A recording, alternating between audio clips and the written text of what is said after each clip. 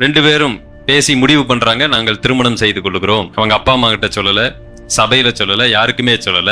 இவர்களாக ஒரு 4 வருடங்கள் ரொம்ப டீசெண்டா பழகி வருகிறோம் அப்படின்னு என்கிட்ட சொன்னாங்க. அது உண்மையா பையன்னு தெரியல. ஆனா கடைசியில அந்த பையன் இது கர்த்தருடைய சித்தம் இல்ல போல் இருக்கு, அதனால நாம பிரிந்து விடலாம் அப்படின்னு சொல்லிட்டு அவர் போயிட்டார். இப்ப இந்த பெண், இவங்களுக்கு ஒரு குழப்பம். இது கர்த்தருடைய சித்தம் இல்லாட்டி நான் பிரிந்திருவேன் பிரதர், ஆனா இதுதான் கர்த்தருடைய சித்தமா இல்லையா அப்படின்னு எனக்கு தெரியணும்.